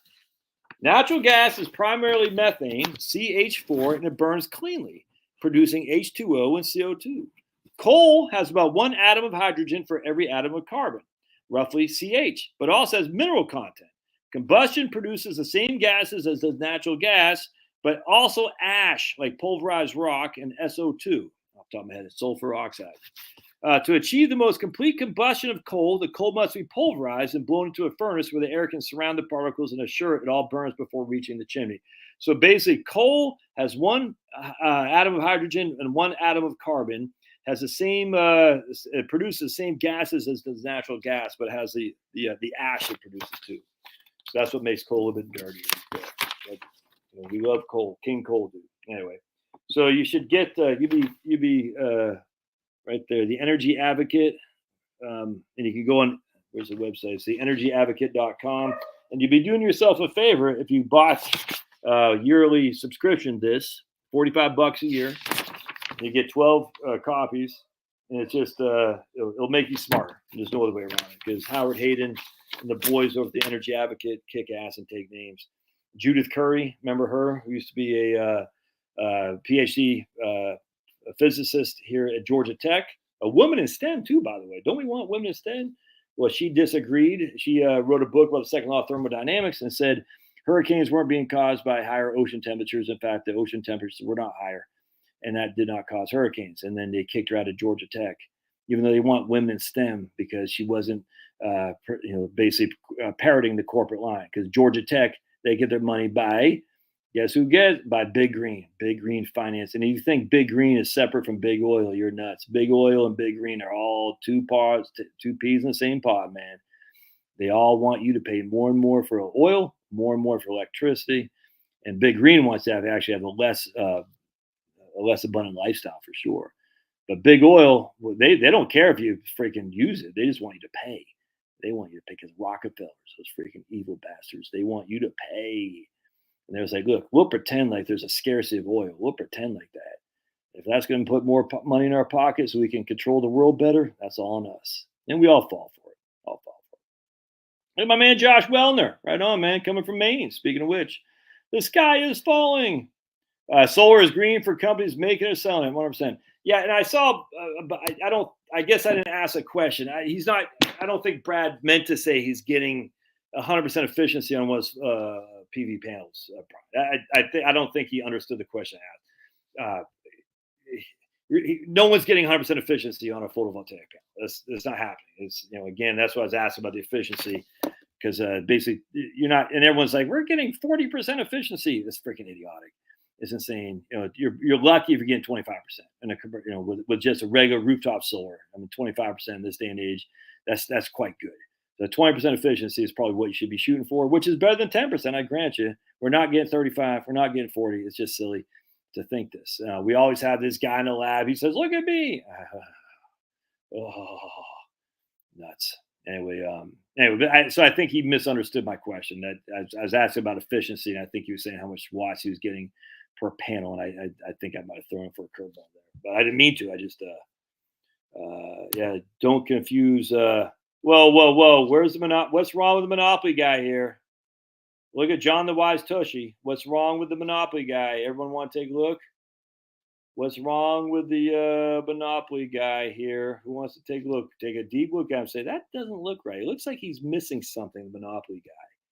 What is that guy missing? Anybody see what the Monopoly man is missing here? Can you all see that? I think you can. He's missing something, that Monopoly man. What is he missing? Not empty pockets. Not empty pockets, Michael. Let's see. I got something way cheaper and far more exciting for you. Ion power groups harvesting a clean electricity through atmosphere regardless of eyepiece. 100%, Harry. The Monopoly man is missing his monocle. And we all know he had a monocle. We all know that. And yet we're told, you're just misremembering. No, we all know he had a monocle. The Monopoly man had a monocle. We all know it. You're just misremembering. You're thinking of the peanut guy. No, Monopoly man had a monocle. That's called the Mandela effect. And it's real, dudes. 100%. Susan says, I got harvesting of clean electricity through the atmosphere regardless of rain or sunshine. Right. Don't know anything about it, but I do believe in an ether. And I do believe, I'm not so sure about electric culture. Electric culture is taking electricity from the ether essentially and putting it into your roots on your plant. So you're basically using, because the ether has electricity going through electromagnetics, electrostatics, and all this stuff. And your copper wire is basically taking the ether, the electricity from the ether, putting in your plants and supposedly helping them grow. I did an experiment on that. It's a small one, and on some of my banana peppers, and it didn't do much. That's for sure. But yeah, what I'm saying, best case is 25%. Yep, exactly. Anyway, so my did I mean did you read? No, I did not, man. The Maine lobsterman win court case. That's fantastic. I did not read it, but I want to. Monocle, you got it. Monocle. Yeah, you see, we all know he's missing monocle. We all know. Dougie B says, we used 2,000 kilowatt hours of electricity last month for our 2,000 square foot home. Electricity and propane average about $350 a month. It seems very high, but we moved a couple of years ago. 2,000, how much did I use? So I used last month, I used 2,500. Yeah, so it seems pretty high, Doug. If you use 2,000 kilowatt hours in a 2,000 square foot home, and you got propane as your heating source, that obviously you didn't use heat last month, but that seems high. Yeah, that seems high. Because I use 2,400, and we got a pool, and the pump is going around here, and we got 3,300 square foot home. It seems like you could probably get a little bit more efficient there, but I don't know. You'd have to look into that right there. What else we got? It is correct. I told you before. Bet you have subscription. Bet you have subscription. What is correct? Bet you a subscription. I don't understand. What's correct at that moment? I just got a heartburn real quick. Go get some water. I'll be right back. Thanks, guys. Wait, ouch.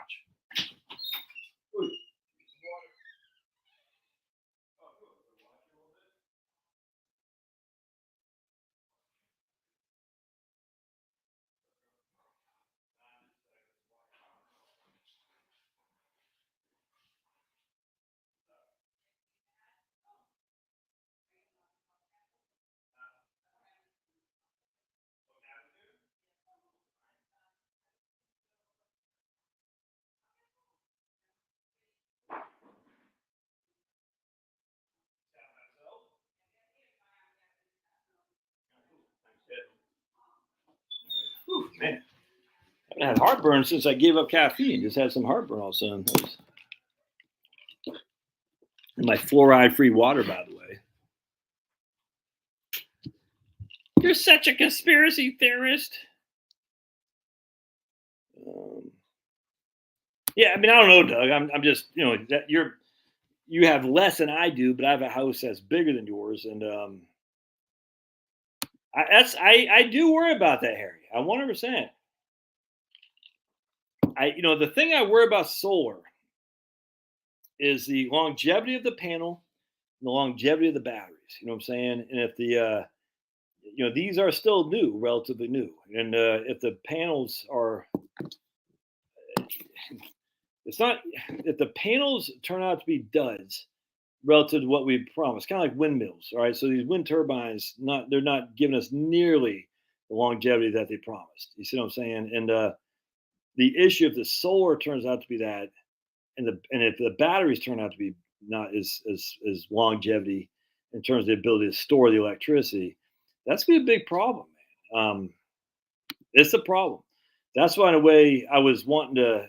For me, I think the ground based would be better than rooftop, frankly, in a way, just because the ground based, they're not actually on your house. You know what I'm saying? And who's a guy, engineer 975 or something like that? I forgot the guy from South Carolina, engineer. What was that guy's name on YouTube? Guy was using worst case scenario numbers. Yeah. All right. Sweet. Yeah. Look at that. Freaking the government was lying. How dare you say that, Josh Wellner? Next thing you know, they were lying about the infection fatality rate for some disease or some thing that's transferring in the air. You would never say that, would you, Josh Wellner? How dare you? The government lying? No way. Next thing you know, they're going to say they were lying about having freaking weapons of mass destruction in Iraq. No, they'd never do that. Dude, the card does not. I'm telling you, the Monopoly man had a monocle. This is how it works.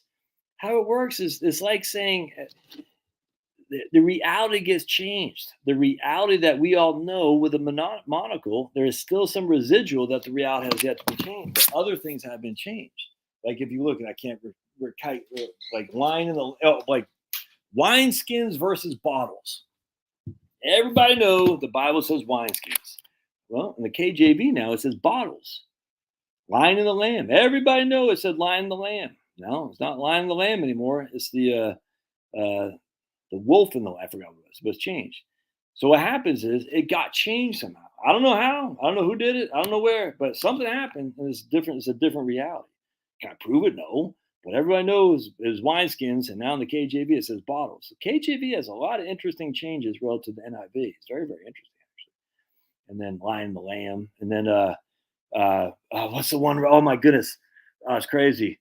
Judge not, lest you be judged. Is that what it is? All right, yeah. So let me ask you guys. Engineer 776. That's it. Yeah. Dude, those turbines are freaking sickening. Yeah, right on. See, that's the issue. I got a new roof. Don't want to put holes in it. Especially if you say I'm going to get a metal roof. When I get my retirement house, I'm getting a metal roof. Judge not, lest I put them on the ground with a tracker system right on, Harry, and you can come do that for me for free because you're just such a nice guy. 100%, 100%. You got to have it printed stuff, but it still even changes in the printed. I'm telling you that. Even look at your older Bibles; it will say bottles. It will say, so it's not all right. So judge not, lest you be judged. All right. So all right, you all know that one, right? Put a 1 if you remember. Judge not, lest you be judged. All right. Judge not, lest you be judged. I forgot what part of the scripture that's from. I can't remember. So 1. Do y'all remember being judge not, lest you be judged? I will remember off the top of my head what part of scripture that is. Hold on a second. Judge not. I'm sure it's Matthew. Judge not, lest ye be judged. Right there. So that is from Matthew. I'm predicting. Yeah, Matthew 7:1. Matthew 7:1. Judge not, lest ye be judged. All right. All right. Judge not, lest ye be judged. Everybody remembers that. No one's answering this. Everyone's scared because that you're going to like, whoa, where's Josh going with this? Because this is going to rock my world. I'm not sure I want my world rocked. We all know Matthew 7:1. Judge not, lest ye be judged. We've all heard that. Yes, we have. I don't have my NIV sitting right here, but we're just going to look on BibleGateway.com, and it doesn't say, "Judge not, lest ye be judged." It no longer says that. It no longer says Matthew 7:1, "Judge not, lest ye be judged." Tell me that's not nuts. You know what it says now? And we all know it said it, dude. Everybody does. Now it says, "Judge not, that ye not be judged." What? That doesn't make any sense. Judge not, lest ye, basically, and that's the KJV. So let's look at the NIV, because NIV makes sense. KJV stuff. Judge not, KJV, I guess it is something like that. Judge not, lest ye be not judged, is a KJV. Oh, yeah, it won't pay the insurance. Isn't that crazy? Judge not, lest ye be not judged. What the hell is that? No, that don't make any sense. So here's NIV. Do not judge, or you will be judged. Well, that's different than the KJV. KJV says, "Judge not, lest ye be not judged." Do not judge, or you will be judged. The NIV. Let's see. What other? Amplified Bible. Let's see what the Amplified Bible says. Right here is bust out the old. Here's a KJV right there. Oh, where's my Amplified Bible? I have my Amplified Bible right there. There's a KJV. I don't even know what the Catholic Bible says. I have my Amplified Bible. Where the hell's my Amplified Bible? Can you ever be organized? For once in my life, just have a book when I want to find it. Can I ever find my books? Nope, can't. Can never work. Never work. Your old buddy Josh. Failing forward again. There we go. Yeah, I don't have that. There it is. Thank you. Right behind me. All right, sweet. So let's look at the old Amplified Bible and see what they say in the Amplified Bible. It makes no sense to say, "Judge not, lest ye be not judged." That's just dumb. We all know that. So here's Amplified Bible, Matthew 7:1. And I guarantee, well, actually, I don't know what's going to say in the Amplified Bible. 7:1. Yeah, right here. Do not judge, and the Amplified Bible is weird, but do not judge so that you may not be judged and criticized and condemned for yourselves. I mean, it makes no sense. Do not be judged, lest you be not be judged. Falling upwards, Josh. Yeah, that's me. But you know it didn't say that. We all know it said, "Judge not, lest ye be judged." That's what we all know it says. You can look at your Bibles now. It'll say, "Judge not, lest you be not judged." No one has ever said that in the history of mankind. No one ever said the lion and the. We always say the lion and the lamb. No one ever said the lion and the wolf and the lamb. The lion and the lamb. I can't remember what it says. It's not lion and the lamb anymore. No one ever said bottles. We all said wineskins. It's crazy. Nuts. Here comes the judge right on. My man Johnny's fixing to buy a small solar package for my RV. Panels won't be going on the roof. Where they be going? You're going to just like portable panels? North Wisconsin, 2,400 square foot, 2-story reconditioned farmhouse.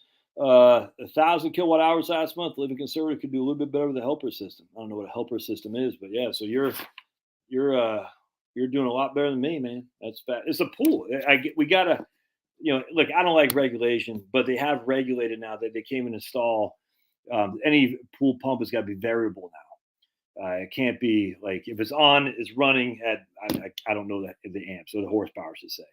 2 horsepower. I don't know. I think it is a 2 horsepower. That'd be 1,500 watts. So if it's running 1,500 watts times, let's just say, for instance, if it's running 1,500 watts times 24 divided by 1,000, yeah, that right there is 3.6. But what I say, it can't be 50. That pool pump can't be 2 horsepower, can it be? You guys know what a pool pump is? Anyway, let's just say it's 2 horsepower. It's 1,500 watts times 24 divided by 1,000. Yeah, that's 36 kilowatt hours in a day right there. I see it, Jimmy. Yeah, Jimmy's running around. So if I'm using, that can't be right. That'd be more than a third of my total usage. That pool pump can't be that big.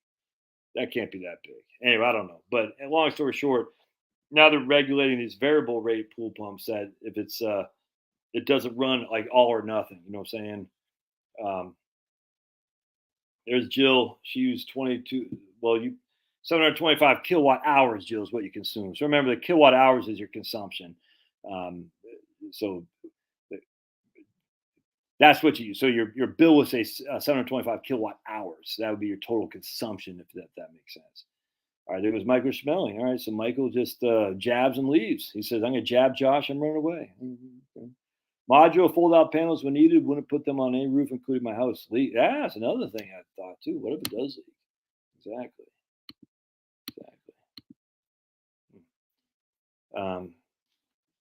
Anyway, yeah, okay, right on, Harry. So I said no way that could be. So if we got let's say a half a horsepower, that's 750 divided by 2 times 24 equals divided by 1,000. So that's 9 kilowatt hours. All right. So every day my pool pump consumes 9 kilowatt hours of electricity roughly. That's on a half a horsepower. So I mean that's 9 kilowatt hours. If you had a variable rate, one wouldn't use that much. And of course, anytime they have regulation, it costs more. That's part of the reason we have inflation in goods and things like that, because of regulation. Just look at your car, man. I mean, they've regulated the hell of vehicles. Anyway, treat people like you want to be treated. No, treat people like they want to be treated. They want to be treated. No, that's true. Treat people. I mean, literally, treat people like how you or they want to be treated. But just be nice. Don't be a dick. What else, guys? What else? So anyway, so my course, I have a nurse and in the mind. So a nurse, you know what I'm saying? She has her 403B, and she has the options in her 403B. And it could be a man. It doesn't matter. Just a person who's somewhat ignorant about investing and intimidated. And that's another thing I was thinking. Don't be intimidated by I don't know how to put in a title. The title's got to be catchy and it's got to be quick. Investments intimidate you? Don't be. That's not good. Something about it, don't be intimidated, because people are intimidated by investing. I'm just telling you they are. And that's okay. I was. I talk about it in my course. The very first chapter of my course, I talk about how I was intimidated. Don't let investments conquer your intimidation of investments. Something like that. That's going to be tough. Intimidation is a long word. Intimidation was that's 5 syllables. It's a long word. It's not going to be easy on a title, but something like that was a good title. Say, overcome your investment intimidation. I don't want to say overcome your investment fears, because it's not really a course on and solely. I mean, we talk about how to invest, but it's more of a course to say, take control of your own investments, if that makes sense. But that seems too much like I'm telling you how to invest, and I'm not so much telling you how to invest. I'm just trying to say how investing works, if that makes sense. Yeah. So here my man James, he used 962 kilowatt hours last month, South Florida, 2,100 square foot, and half of those kilowatt hours were keeping his dogs cool, because his dogs, high demand dogs. Investing without fear. Yeah, I hear you, Renee, but it's not really what I'm looking for. I get you, but it's like I want that nurse, and it doesn't have to be a nurse, but just someone who's somewhat intimidated and ignorant of investing, and they feel like I can never understand this. I just want that person to say, no, man, I'm going to teach you how to do this, and it's easy once you know it, because we're going to keep it simple, stupid, because simplicity is divine. But it's important to know, and we don't have to be freaking rocket scientists here. We can just be a regular old Joe, regular nurse. Say, oh, I know what a stock is. I know what a bond is. I know what a large cap is. I know what a small cap is. And that's kind of what I want. Dollars cost me $10,000 surgery. Damn. Title of the book should be Investing for Oklahomans. That means all going bankrupt. No sweat investing.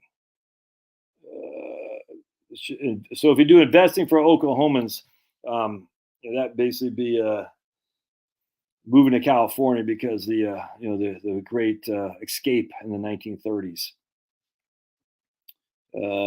Jill is running a heavy duty dehumidifier. We use a dehumidifier too. That's another thing on the load, because it's humid here in Georgia. Heavy duty dehumidifier, professionally, it's crawl space, cranks out at probably $20 to $35 a month those months. Yeah, but it keeps you dry. I told you 725. Well, I wouldn't. I don't think I would have told you 725 kilowatt hours over the course of a month seem high. No, I don't think so, Joe. I don't think I would have said that. I must have misunderstood. The sooner state. The sooner you start investing, invest like the Oklahomas. Sooner is better. Ooh, that's pretty good. I don't think I would have said 725 kilowatt hours is high. I don't know. I must have missed what you said. Investing for no. Yeah, here I appreciate it. See, I appreciate the attempts. I think investing basics for regular people. I'm probably just going to go with that because basic investing is where I'm literally shooting for regular folks. I kind of like to don't be intimidated by your investment choices. It's not bad. Don't be intimidated by your investing choices, but it's more than that. So I want to get to the crux of how investing can be intimidating and how you can overcome your fear of investing. See, for me, overcome your fear of investing is a good title, but it sounds like I'm going to teach you an investment strategy, and I'm not teaching investment strategies. I'm just teaching how to learn about investing. Get started with investing. Fear not. Oh, Doug's got an above ground pool. Started using an outdoor timer on it because, speaking of which, is it a good idea to drain a pool? You know what I'm saying? In the wintertime, it just occurred to me yesterday. I said, why don't we ever drain the pool? Instead of keeping the pump on in the wintertime, why don't we just drain it? I don't know. I've never had a pool. Yes, sooner state investing. How to make Harry happy. How to make Harry happy. Well, you know how to make Harry happy is get a big fat annuity and just live off that sucker for the rest of your life. Yeah, send me money. Thank you. Send me money. Thank you. That's actually Kiss investing is a good one. I like that.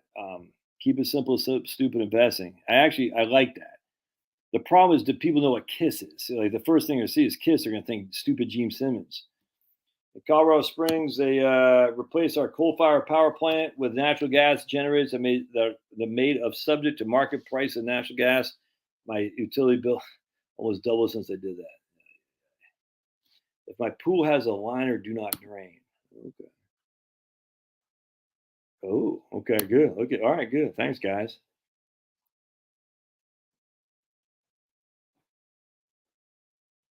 All right, good. All right, sweet. Good to know. Understanding investments. Ooh, I like that. Understanding investments. For regular people? Okay, good. Thanks for that. That's good stuff. Understanding investments. Huh. I like that. That's pretty good. I like because it's simple. Say, I'm going to talk about understand your investments. Oh, right on. Kiss investing. Rock roll all night. Party all day. I like it. And don't learn how to play your guitar. I don't know. I'm picking on Kiss. I've heard people say while Kiss was partying like it's 1999, they're on tour with Rush. The Rush should be out there practicing and Kiss should be out there partying, if that makes sense. Yeah, look at Harry's loving his annuities. And Jill's got a pension, some annuities too. Yeah, that's what I was talking to this guy today on a lake. And they want to buy a house with a pool. I said, don't you have a freaking pool right out the back there? You can jump in the water, go fishing. Like, yeah, but I said that you don't have to drain it, you don't have to do anything. No pump. That's what I thought too, man. Exactly, Brad. So they're sitting and they're like, yeah, but we want a pool because it's clean. And I said, well, I mean, I get it. They want to see the bottom and stuff. I said, I don't know, man. I'd rather live on a lake and just have that right there. Understanding investment. I think understanding investments. I got to think about that. Understanding investing for common folks. Understanding investments. Say common folks. Yeah. Pablo, why are you doing that? It's just like regular people, but I kind of like the understanding investing. Understanding investments. I kind of like that. Just simple. My new course, understanding investments. What does it teach about how to understand investments? Interesting. Investing basics for regular people, I still like, but still not. We'll figure it out. We'll figure it out. All right, so we got a good video tomorrow. I got planned for more Social Security stuff. So I was talking to these guys today in Louisiana. Yeah, leaving Louisiana in the broad daylight. Everybody know who sings that? Clean as a state of mind, swim in lakes. See, personally, I like the water of why am I scared of investing? You don't have to drain much of a pool. Yeah. So who sings "Leaving Louisiana in the broad daylight"? Y'all know that song? The song kicks ass.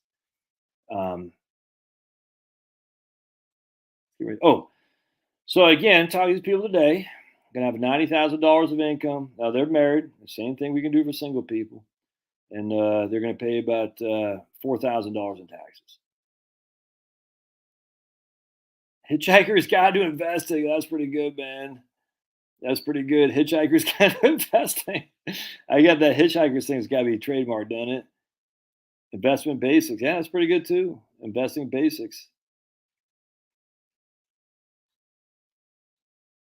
It's gonna be a kick-ass course, man. I'm gonna share with you real quick some stuff I'm investing for the layman. It's my investing basics course. So just 5 stocks drive 2/3 S&P 500, $2.5 million gain. We're tracking the couple of portfolios. I did a video on this today. Consider gold. We got some there. Lots of charts. Lots of charts. We're going to talk about the SEC yield of 5% on bond funds. We're going to talk about yield to maturity, average coupon. We're going to talk about the Vanguard investment fund here. Talk about that. We're going to talk about that. Talk about this right here. A massive loss in bond funds. First time that ever happened. Talk about expense ratios, 30-day SEC yield. Talk about NAV price relative to par. Intermediate term bond fund. So we're talking about the Vanguard right here. All this stuff, effective maturity, effective duration. We're going to talk about, hold on a second. Returns of how, it's nuts how bad that was. Look at that. Isn't that crazy? Got destroyed. Talk about TSP. That's all you need right here. GFCSI. That's it. That's all you need. You don't need anything more than that. Talk about what else we got in here. Difference between mutual funds and ETFs. Ending value of American funds. The need for diversification in a mutual fund or an ETF as opposed to picking individual stocks. Right here. We're talking about Enron. Enron, you can see right here, and how the greater fool theory. People were still buying Enron, even though Enron was, soon to go in the ash heap of history. And we even got a guy from Merrill Lynch, if I think I posted in here someplace, that right here. But Wall Street likes the prospects for growth and gives Enron a premium stock price. We see an acceleration in Enron's growth, and as many manufacturers are seeking ways to lower energy bills, says Merrill Lynch. Enron stock shot up 15% last week after its revenue and earnings report and closed at 82. And then literally a couple months later, kaboom, kaboom, kaboom, done. And here we are again. The greater fool theory. Someone's still buying Enron. October 2001. October 2001. Enron went from 26 to 38. So someone's still buying it, even though there is some bad stuff on the horizon. A 61-year-old Florida woman said her Enron stock shrank from $700,000 to $20,000. It may be too late to help me, but it's not too late for some of you to take action. Make sure this doesn't happen to anyone else. Well, it does. It will always happen to other people. Blockbuster to begin offering demand video in a 20-year deal with Enron. So Enron, the energy concern, was getting involved with on-demand videos with Blockbuster. That's a match made in hell right there. Enron stock, shoops, look at that. Look at that. Oops. Went from freaking whatever that is, 36, 35, all the way up to 75. From utility e-commerce giant, Enron plugs in a new economy. I can't remember what date this was. I think I have it on here someplace. I forgot what day that was. We talk about, go down here to some Intel. mutual funds. There's Amazon stock price right here, 2013 to 2015, even though it had no earnings.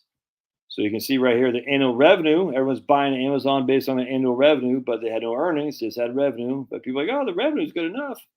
Okay. And then, well, they finally had some profits, 2018. Look at that. No profits, tiny profits, no profits, a little bit profit, 10 billion of profit on a stock price as well into the 600s. Yeah, that's not much. Apple stock. Shares in Apple Computer fell Friday following word that 4 more executives are departing in advance of a major restructuring on which the company's future depends. The personal computer pioneer, which next week will post a $6 to $8 million operating loss for the key, is expected to lay off at least 1,000 employees. That was in 1998 or 97. Microsoft infusion a lifeline for Apple. Y'all remember that? So this is 1997. This is 1996. No one was buying Apple stock in 1996 or 1997. I had one client who did, by the way, and she made bank. Technology earnings right here. Here's Intel, IBM, Yahoo. So here's Intel still making money, but what happened to Intel stock? Oh, my lands, look at that. Even though they're still making money, stock went down. Why is that? Greater fool theory, man. Cannot stress the greater fool theory enough. Let me talk about it a little bit. Here's Southern Company, which I own. There's a dividend right there, $2 a share, 4% dividend yield. We're talking about all this. We're going to talk about the top 10 holders of Southern Company, Vanguard, BlackRock. What? BlackRock. Interesting. BlackRock still holds 60 million shares of Southern Company. Vanguard's the number one shareholder of that. So we're getting to that. We talk about individual bonds here, U.S. Treasury 3.5. We get really deep into bonds in terms of the price relative to the coupon value, relative to the par value. Lehman bondholders to receive 17 cents on the dollar. Some Lehman Brothers creditors. We talk about CDs. We're going to talk heavy about CDs in here. You can see it's going to be hard to see, but these are CDs right here. Talk about those. We talk about your local bank may not be offering competitive interest rates on CDs, and here's a current list of Navy Federal CDs. And yet, if you go to a brokered CDs, we talk about brokered CDs. We can get a whole lot better right here. Yeah, there's a lot going on in here. We talk about yield to worst, yield to maturities. We talk about it, and that's going to be great. Going to be great. Very much looking forward to it. Not sure what else I got in here. Talk about yeah. So this is my introduction right here to Montgomery. This is the Fidelity Emerging Markets Fund. 1993 is up 81%, and here's what happened in the course of the next 10 years.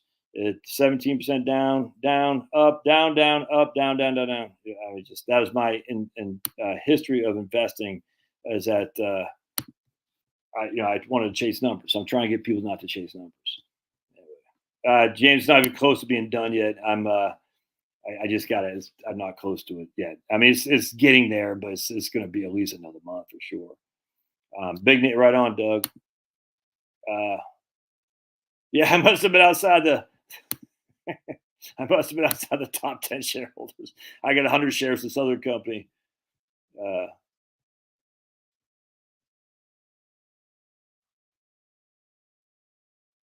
Sound investing, understanding the basics without the noise. Pretty good. It's pretty good, man. Where can I pay for the course? Ooh, investing basics for everybody. Ooh, that's actually investing basics for everyone. Yeah, couch potato is already being used by that guy, Scott Burns, I think. Common sense investing. Huh. I wonder who else has said that. Oh, my man John Bogle. Yeah. Making money with Josh, yeah. How to double your money overnight. Oak Ridge Boys, yes, sir. How long do I have to close my pool? Well, we don't heat it very often because it pains me to heat the pool. It pains me. So I think we heat it once a year when friends come over, and like we don't like one of my kids is out there right now, and we have friends over there. My kids have friends over the other night. It's dude. I like having my pool. I enjoy it immensely. Like we're all 6 of us the other day on Sunday. We're out there on Father's Day, just chilling by the pool. All 6 of us, and the pups too. Freaking awesome, dude. It's not an investment. I don't freaking buy the pool to invest. I buy the pool to enjoy my family. If we can all gather around the pool, and I even jumped in, man, to the cannonball. If we can all gather around the pool to enjoy it, that's a freaking good investment. That's the best. Investing in your time with your family is the best investment. and it's great. So Kevin's out there right now. Chloe's been out there. Maddie's out there. Back and forth. Liam is out there on occasion. When he gets out there, he stays out there for a while. Charlotte gets out there. We had a big rain for the most part today, but that's why I'm all tan and looking beautiful. Because out there getting pools, so my pale skin was getting brown and black, man, brown and black. And so I like it. It's expensive. It costs a lot of money. It freaking costs, to keep it updated, and all that stuff, the pump. And if you don't have the money, you shouldn't get a pool. And do I have the money? Well, I hope I continue to do. I don't know, but I have it. But you'll never get the money back. I just people got to stick so far up their butt. It's like everything doesn't have to revolve around financial acumen. There is something called emotional acumen, like enjoying the time, the quality of life that you have. Another thing I try to teach people in my course is stop focusing so much on the best. Just focus on the good enough. Does it get the job done? If it doesn't, I was talking to people today. She had a bunch of American Century funds. I said, "You happy with them?" She goes, "Yeah, they made money." I said, "Okay." She got American Century Ultra. So it's a good fund. Is it the best? No. What's the best? What is the best? So just stick with it. No reason to change. Yeah, look at that. 86 degrees here in Illinois today. Yeah, right. There you go. Make 1,000% with this one investment. That's great. That's great. I never had a pool in South Florida. Man, you never had a pool in South Florida, James? The problem with South Florida, you got to have with a freaking building around you and stuff, all the bugs. Now, I get people say that about boats. I don't know if I even agree with that. I hear that. I think it's a good thing to say that people say, but I think people have a lot of fun on boats, man. My brother took us out on his boat. We had a blast. I wanted a pool so bad when I was a kid, but one of my friends up in Maine had a pool. This is when we moved to the rich part of Maine. My mom was dating this guy in the rich, a different side portfolio, 50% Enron, 50% Lehman. 100%. Haven't checked in 20 years. Must be worth. That's exactly. Oh man. Yeah, Sergio, that's a good question. I mean, I don't trust BlackRock as far as I could kick them, but they still got to make money. I mean, this is the issue. Look, I can't stand Larry Fink. I mean, he should be in prison for his for being Larry, the head of BlackRock, because they're evil. With that said, I mean, they're still got to make money. I don't know. I'm just sick of worrying about all this crap, to be perfectly honest with you. I mean, because there's nothing we can do. BlackRock is going to control what they're going to control. Freaking whatever the clown's name, Klaus Schwab or whatever. It's just they're going to control what they're going to control. The only thing is you take precautions that you're not, set when the time comes where things get dicey, that you have your preps. There's nothing else you can do, and you might as well ride it while you can. And I'm not one of these guys that say, "Oh, I can't wait for an apocalyptic future." So the leaders get suffer. Well, if they suffer, we're suffering too. And I don't like to suffer. I like to have a nice, comfortable, good old upper middle class American life. And I don't want to suffer. Man. I like it. You know what I'm saying? With that said, do I want to be part of BlackRock's evil scheme? No, they suck. I hate them. But with that said, the facts are they own 5.5% of Southern Company. They still want Southern Company to pay a dividend. They don't want Southern Company to go bankrupt. It's all window dressing. But I hate it because I hate liars. I hate it. I just want authenticity. Just don't lie. And all these guys, they just lying sacks of crap. And I hate it. I hate the DEI stuff because it's all lies. It's all lies. Anheuser-Busch, they get that clown for the freaking trans people. And she's just a faker. And they're throwing her out there. She wasn't judged on her content of her character. She was judged because she's a rich girl liberal who knew the right connections. It's all the same thing. All the same thing. And I hate it. With that said, if I can make a little bit better net worth for myself by investing these evildoers, I want to be there to some regard, but I want to be there, and again, in a way that, for me, I haven't done my move to Ave Maria funds yet, but it makes me feel a little bit more comfortable. But I'm not going to yell at anybody who says I'm sticking with BlackRock because they do have low fees. I mean, to their credit, they don't charge much. Is that a loss leader? Probably. Is that kind of like Facebook? Where you are the product? Probably, but. BlackRock isn't. I don't like them. I don't think you should invest in them. But if you do, I'm not going to yell at you. I mean, because they don't. Their fees are low, and the reason they're low is because freaking Vanguard. Because John Bogle will change everything. And that guy is a man of all men. Anyway, so when my mom moved in, she was dating this older man, probably 20 years her senior, and he just needed companionship, and she just needed someone to provide financially for her. So when she moved in with him, we lived in Cape Elizabeth, Maine, and he's an old guy, an old rundown home, but it's just, I mean, it's literally an incredibly valuable piece of land in Cape Elizabeth. It's great. I mean, the house sucked, but you could literally walk through the woods and get down the beach. The Cape park there with a lighthouse. One of my friends was literally his dad was a lighthouse keeper. They had just moved there to run the lighthouse, and my other friend had a pool. And I remember, I was like, even because having a pool was like total rich kid stuff. Like no one had a pool on Peaks Island. I didn't know anyone had a pool until I moved to Cape Elizabeth. I got a pool, and you could see the ocean right from his house. So I always wondered, like, why do they need a pool? And but it's fun. I mean, we go there and they heated it up, and I don't know what he did for money, but his dad. But it was fun, man. It was fun going to the pool and stuff because the water is freaking cold, dude. Even when you're a teenager, you jump in that water in Maine, Casco Bay. Let's put it this way, you're getting cold, if that makes sense. But high institutional ownership makes a particular stock less efficient. I'm not disagreeing with you, Sergio. High institutional ownership makes it less efficient. By that, I think it's so with high partnership ownership. I don't know.